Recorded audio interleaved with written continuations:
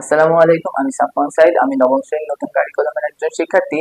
আজকে বিজ্ঞান পাঠশালা যারা এই ভিডিওটি দেখছেন তাদেরকে সকলকে আমরা স্বাগতম জানাই। আজকে শ্রদ্ধেয় লালন স্যারের তত্ত্বাবধানে আমরা হৃৎপিণ্ড শীর্ষক একটি প্রেজেন্টেশন দিতে চলেছি। আমরা জানি হৃৎপিণ্ডের কাজ রক্ত সঞ্চালন করা। হৃৎপিণ্ড চারটি অংশে বিভক্ত: ডান অলিন্দ, বাম অলিন্দ, বাম নিলয় এবং ডান নিলয়। অনেকের মনে প্রশ্ন আসতে পারে যে হৃৎপিণ্ডের অবস্থান মানবদেহে কোথায়। তাহলে দুই বক্ষপিঞ্জের ভিতরে একটু বামে দুই ফুসফুসের মাঝখানে হৃৎপিণ্ডের অবস্থান। সারা দেহ থেকে মহাশিরার মাধ্যমে কার্বন ডাই অক্সাইড সমৃদ্ধ রক্ত এসে ডান অলিন্দে জমা হয় এবং ফুসফুস থেকে অক্সিজেন সমৃদ্ধ রক্ত ফুসফুসীয় শিরার মাধ্যমে বাম অলিন্দে এসে জমা হয়। এবার কপাটিকা খুলে যায় এবং ডান অলিন্দে থাকা কার্বন ডাই অক্সাইড সমৃদ্ধ রক্ত ডান নিলয়ে এসে জমা হয় এবং বাম অলিন্দে থাকা কার্বন অক্সিজেন সমৃদ্ধ রক্ত এসে বাম নিলয়ে এসে জমা হয়।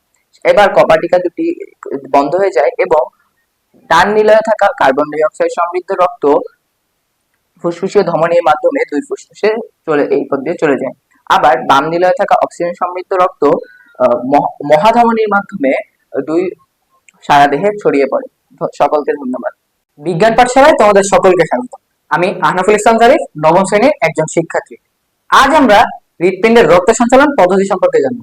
কিন্তু হৃৎপিণ্ডের রক্ত সঞ্চালন পদ্ধতি সম্পর্কে জানার আগে আমাদের প্রথমেই হৃৎপিণ্ডের গঠন সম্পর্কে জানা দরকার। তো চলো প্রথমে সংক্ষিপ্তভাবে হৃৎপিণ্ডের গঠন সম্পর্কে জেনে নিই। মানবদেহের হৃৎপিণ্ড মূলত চারটি অংশে বিভক্ত: ডান অলিন্দ, বাম অলিন্দ, ডান নিলয় এবং বাম নিলয়। তো এবার সরাসরি রক্ত সঞ্চালন পদ্ধতিতে চলে যাওয়া যাক। মানবদেহে যখন অলিন্দ্রটি প্রসারিত হয় তখন সারা দেহ থেকে কার্বন ডাই অক্সাইড সমৃদ্ধ রক্ত ঊর্ধ্ব মহাশিরা এবং নিম্ন মহাশিরার মাধ্যমে ডান অলিন্দে এসে প্রবেশ করে। ঠিক একইভাবে ফুসফুসীয় শিরার মাধ্যমে অক্সিজেন সমৃদ্ধ রক্ত বাম অলিন্দে এসে প্রবেশ করে। মানবদেহে যখন অলিন্দ্রটি সংকুচিত হয় তখন মানবদেহের হৃৎপিণ্ডের নিলয়গুলো প্রসারিত হয়। এর মাধ্যমে ডান অলিন্দ এবং ডান নিলয়ের মধ্যবর্তী ট্রাইকাসপিড ভালভ খুলে যায় এবং এর মধ্য দিয়ে ডান অলিন্দ থেকে কার্বন ডাই অক্সাইড সমৃদ্ধ রক্ত দেহের ডান নিলয়ে প্রবেশ করে। ঠিক একইভাবে বাম অলিন্দ থেকে অক্সিজেন সমৃদ্ধ রক্ত বাইকাসপিড ভালভের মাধ্যমে বাম নিলয়ে প্রবেশ করে। এর পরপরই কপাটিকার মাধ্যমে ছিদ্রপথগুলো বন্ধ হয়ে যায় যাতে নিলয় থেকে পুনরায় রক্তগুলো অলিন্দে প্রবেশ করতে না পারে। যখন মানবদেহের নিলয়গুলো সংকুচিত হয় তখন ডান নিলয় থেকে অক্সিজেন সমৃদ্ধ রক্ত ফুসফুসীয় ধমনীর মাধ্যমে ফুসফুসে চলে যায় এবং সেখানে রক্তের পরিশোধন হয়। ঠিক একইভাবে বাম নিলয় থেকে অক্সিজেন সমৃদ্ধ রক্ত মহাধমনীর মাধ্যমে সারা দেহে সঞ্চালিত হয়। এই একই পদ্ধতি বারবার পরিচালিত এবং হৃৎপিণ্ড সংকোচন এবং প্রসারণের মাধ্যমে সারা দেহে রক্ত সঞ্চালন বজায় রাখে। ধন্যবাদ সকলকে। আসসালামু আলাইকুম। বিজ্ঞান পাঠশালায় সকলকে স্বাগত। আসসালামু আলাইকুম। আমার নাম রাইয়ান ফেরদৌস এবং আমি নবম শ্রেণীর নতুন কারিকুলামের একজন শিক্ষার্থী। এখানে আমরা হৃৎপিণ্ডের মাধ্যমে কিভাবে রক্ত সঞ্চালিত হয় তার একটি চিত্র দেখতে পাচ্ছি। আমাদের শরীরে হৃৎপিণ্ড বক্ষ গহ্বরের একটু বামে দুই ফুসফুসের মাঝখানে অবস্থিত। হৃৎপিণ্ডে আমরা জানি চারটি অংশ: ডান অলিন্দ, বাম অলিন্দ, ডান নিলয় এবং বাম নিলয়।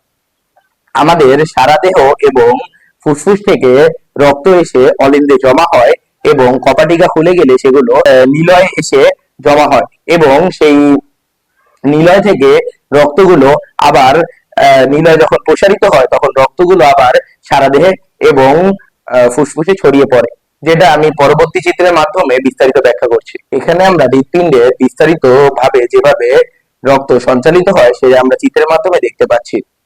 এখানে আমরা চিহ্নিত করাই আছে যে হৃৎপিণ্ডের অংশগুলো ডান অলিন্দ, বাম অলিন্দ, ডান নিলয় এবং বাম নিলয়।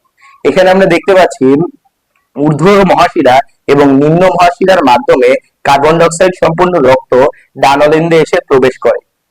অন্যদিকে ফুসফুস থেকে ফুসফুসীয় শিরার মাধ্যমে অক্সিজেন সমৃদ্ধ রক্ত বাম অলিন্দে এসে প্রবেশ করে।